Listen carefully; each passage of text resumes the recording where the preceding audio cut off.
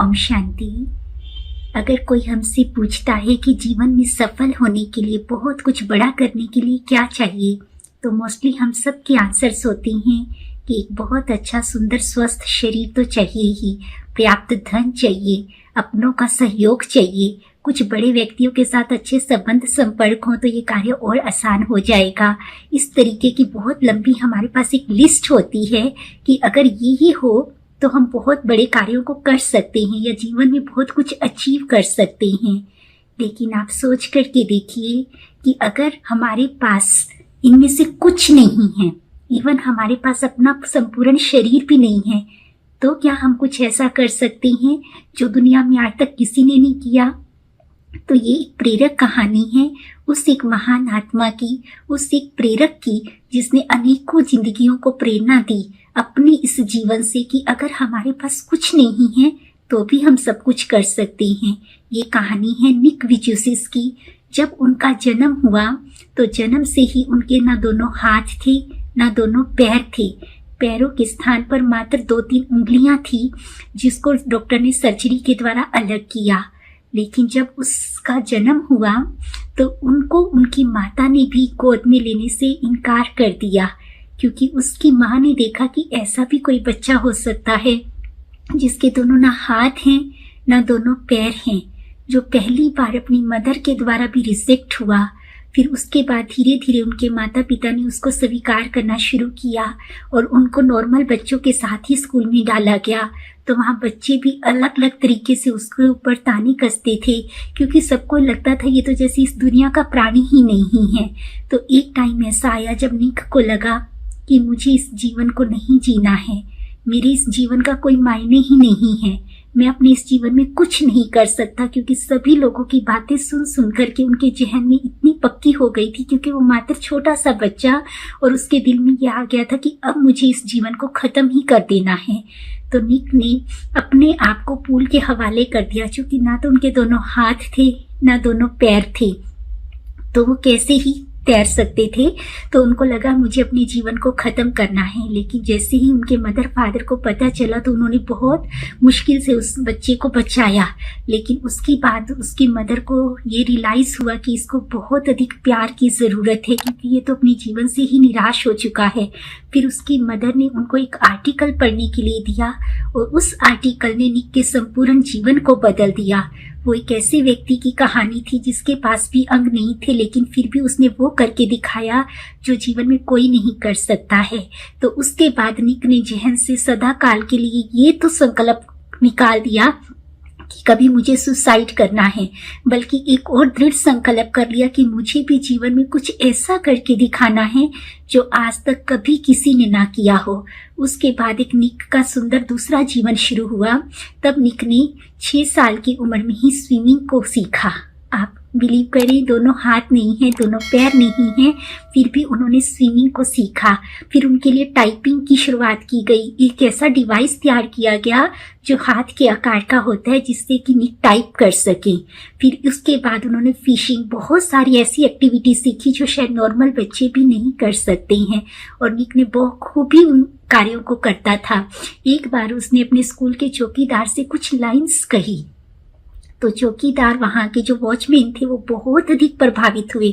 तो उनको लगा कि आपको स्कूल में भी लेक्चर करना चाहिए, आपकी वाणी में बहुत बहुत पावर है, आप अनेक लोगों का जीवन परिवर्तित कर सकते हैं। तो फर्स्ट टाइम जब उन्होंने अपने कॉलेज में फर्स्ट मोटिवेशनल स्पीच दिया तो उस वक्त उनको सुनने के लिए सिर्फ 6 ही लोग थे, परंतु उन 6 लोगों ने उससे इतने अधिक निक से प्रभावित हुए कि उनकी 6 के 6 लोगों का जीवन ही परिवर्तित हो गया। उन्होंने निक को इतने प्यार से गले लगाया और उनको इतना थैंक्स दिया। ऐसा कहेंगे कि उनका फर्स्ट मोटिवेशनल स्पीच 100% सफल रहा और उसके बाद उनके नई सफ़र की शुरुआत हुई। वो एक बहुत बड़े राइटर तो बने ही, बल्कि उन्होंने अपनी मोटिवेशनल स्पीच से, अपने प्रैक्टिकल जीवन से लाखों लोगों की जिंदगियों को संवारा। तो ये कहानी कहने का तात्पर्य क्या है? ऐसे ही पहले हम एक और दूसरी सच्ची घटना सुनाते हैं, उसके बाद हम अपने पॉइंट पर आते हैं कि वास्तव में हम आपको ये क्यों कह रहे हैं। ये दूसरी कहानी है ऐसे ही दो मित्रों की। दो बच्चे थे जो आपस में बहुत घनिष्ठ मित्र थे, माना उनका उठना बैठना खाना पीना सब एक साथ ही चलता था। तो वो क्या थे, उनमें से परंतु एक की एज 8 इयर्स थी और दूसरे की 12 इयर्स थी। तो दोनों फास्ट फ्रेंड्स थे। तो एक बार जब वो खेलने के लिए गांव में रहते थे तो थोड़ा बाहर निकल गए और वहां पर सब बच्चे तो खेलते खेलते थक कर के घर जा चुके थे, लेकिन ये दोनों अकेले रह गए थे। ये अभी भी खेल रहे थे। तो एक बार जब बॉल दूर गिर गया तो जब जो 12 इयर्स ओल्ड बच्चा था वो उस बॉल को लेने के लिए जा रहा था तो उसका पैर फिसला और वो कुएं में गिर गया। पास ही में कुआं था और परंतु उस कुएं की जो रस्सी थी बाल्टी के साथ लटकी हुई, उसका हाथ वो रस्सी उसके हाथ में आ गई। माना वो कुएं में अंदर नहीं गिरा लेकिन वो रस्सी से लटक गया नीचे तक। अब उसको जो दूसरा छोटा बच्चा था वो बहुत घबरा गया। उसने देखा कि मेरे तो दोस्त का जीवन चला जाएगा, तो वो दूर दूर तक चिल्ला रहा है कि कोई मेरे दोस्त को बचाओ, लेकिन दूर दूर तक कोई नहीं है। फिर उसको पता नहीं क्या हुआ, उसने सोचा कि मैं खुद खींचता हूँ। तो उसने उस रस्सी को खींचना आरंभ किया और बहुत बहुत मेहनत करने के बाद, बहुत बहुत ताकत लगाने के बाद उसने उस बच्चे को सक्सेसफुली बाहर निकाल लिया। लेकिन मजे की बात क्या थी, जब वो दोनों बच्चे गांव में गए और उन्होंने जब सच्चाई बताई तो उनकी सच्चाई पर किसी ने यकीन नहीं किया। क्यों नहीं किया? क्योंकि वो 8 साल का बच्चा अपने से लगभग 1.5 गुना वजन वाले बच्चे को, वो भी बाल्टी के वजन सहित, रस्सी से कैसे खींच सकता है, इस बात पर किसी ने भी बिलीव नहीं किया। परंतु ये सच्चाई है। वो बच्चे बार बार कह रहे हैं लेकिन उनकी बात पर कोई भी विश्वास नहीं कर रहा है। अब इन दोनों कहानियों से हमको क्या मिला?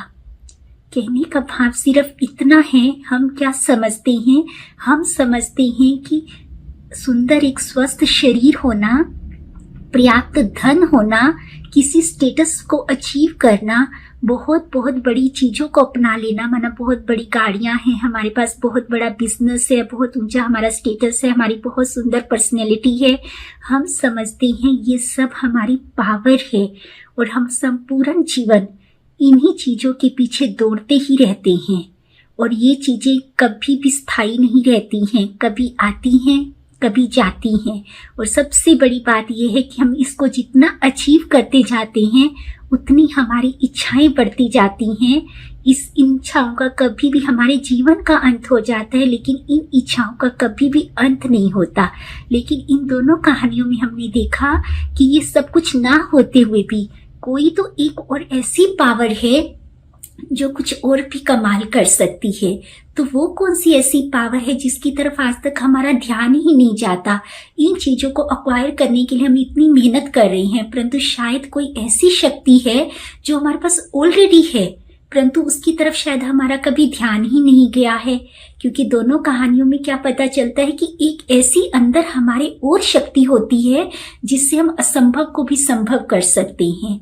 तो जब हम ब्रह्मा कुमारी संस्था में जाते हैं, वहां पर जब हमको मेडिटेशन कराया जाता है तो उससे क्या होता है, हम अपने अंतर जगत की यात्रा शुरू करते हैं। आज तक तो हम बाह्य दुनिया में जी रहे हैं, लेकिन जब हम अपने अंदर जाते हैं तो हमको ये एहसास होता है कि हमारे अंदर ही बहुत सारी शक्तियां हैं, लेकिन उन शक्तियों का शायद हमको पता ही नहीं है।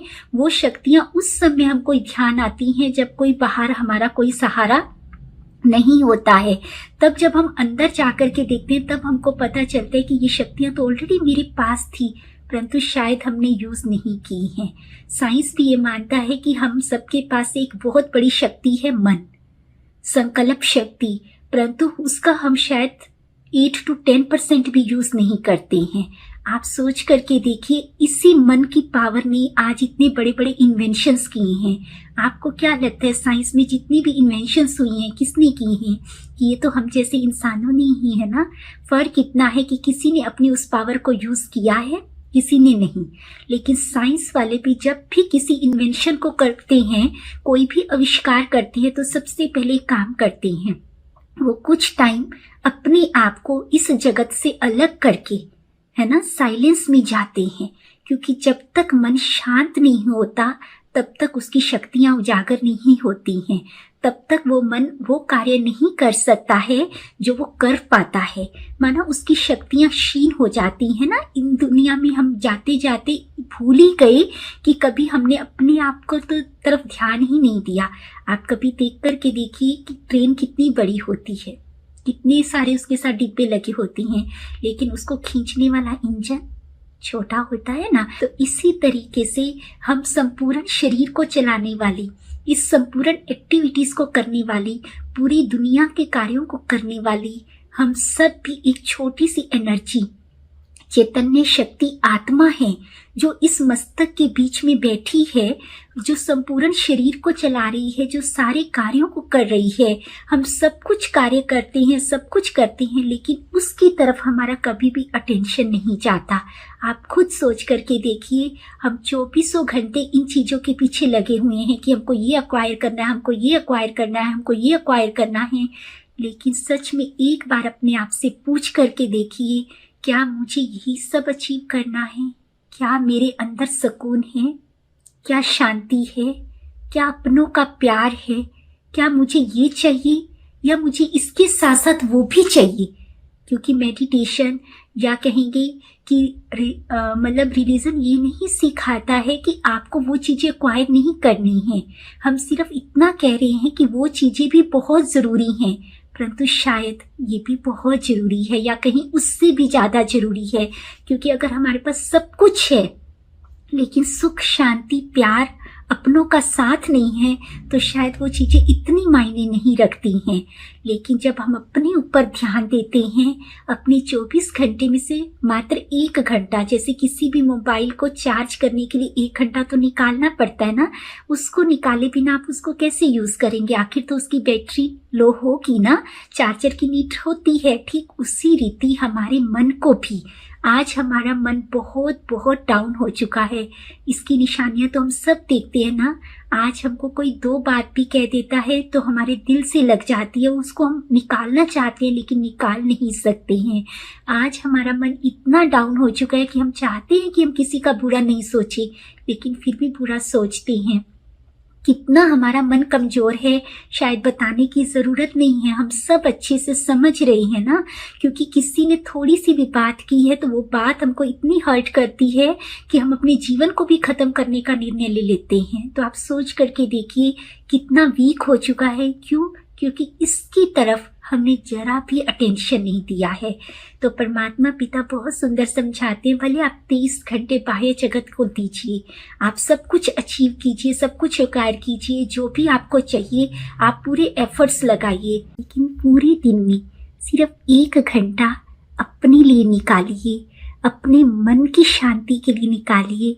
जिसको आप पूरी दुनिया में ढूंढ रहे हैं, वास्तव में वो कहीं बाहर नहीं है, वो हमारे अंदर है। लेकिन उसके लिए कुछ समय निकालना पड़ेगा, स्वयं को पहचानना पड़ेगा। कहते हैं ना, पूरी दुनिया को जान लिया परंतु शायद मैंने अपने आप को ही नहीं जाना। तो आप सबसे एक रिक्वेस्ट है, ज़्यादा समय आप नहीं भी दे सकती हैं, आप एक एक्सपेरिमेंट करके देखिए। सिर्फ 1 मंथ ट्रायल लीजिए। 1 महीने के लिए आप सब ये संकल्प कीजिए कि मैं अपने पूरे दिन में से, अगर आपको सुबह निकाल सकते हैं तो और भी दी बेस्ट है, क्योंकि सुबह का समय सबसे सुंदर होता है। तो आप ये बिलीव कीजिए, आप एक बार करेंगे तो आपको इतने सुंदर रिजल्ट्स मिलेंगे कि आपको लगेगा मैं बाकी सब कुछ छोड़ सकता हूँ, लेकिन अपना 1 घंटा जो मैंने अपने लिए निकाला है ये मैं कभी नहीं छोड़ूंगा। क्योंकि सिंपल सी बात है, हम खुद अच्छे होंगे तभी हम किसी दूसरे का ख्याल रख सकते हैं। अगर हम खुद ही स्वस्थ नहीं हैं तो किसी दूसरे की मदद भला क्या ही करेंगे। तो जैसे तन का स्वास्थ्य बहुत जरूरी है, तन के लिए हम भोजन जरूर देते हैं, उसको नहलाते हैं, उसके लिए मतलब सब कुछ करते हैं, उसके लिए योगा एक्सरसाइजेस करते हैं। ठीक जिस प्रकार तन के स्वस्थ हुए बिना हम कार्य नहीं कर सकते, उससे भी ज़्यादा जरूरी है मन का स्वस्थ होना, क्योंकि ये मन ही इस तन को भी चलाएगा और बाकी सब कार्य भी करेगा। तो ठीक है ना, आप अपने इस मन के लिए कुछ समय निकालिए, क्योंकि जब तक आप समय नहीं निकालेंगे तब तक कुछ नहीं हो सकता। हम कहते हैं परम पिता परमात्मा से मांगे, अपने गुरुओं से, अपने साधु संत महात्माओं से कृपा मांगे, वरदान मांगे, लेकिन परमात्मा बहुत सुंदर कहते हैं, कृपा का अर्थ ही है बच्चे कर और पा। मैं सब कुछ आपको देने के लिए रेडी हूँ, परंतु कुछ मेहनत तो आपको करनी पड़ेगी ना। जब तक आप अपने लिए समय निकालेंगे, आप अपने आप को नहीं जानेंगे, अपनी शक्तियों को उजागर नहीं करेंगे, तब तक आप कैसे कर सकते हैं। रामायण में हमने कितना सुंदर देखा कि हनुमान जी के पास सर्व शक्तियां थी, लेकिन किसी के श्रापवश वो अपनी सर्व शक्तियों को भूल गए थे। लेकिन जब उनको याद दिलाया गया तो वो अपनी सर्व शक्तियों को फिर से जब उन्होंने महसूस किया तो उसके आधार पर उन्होंने वो कार्य भी कर दिए जो पूरी दुनिया के लिए असंभव हैं।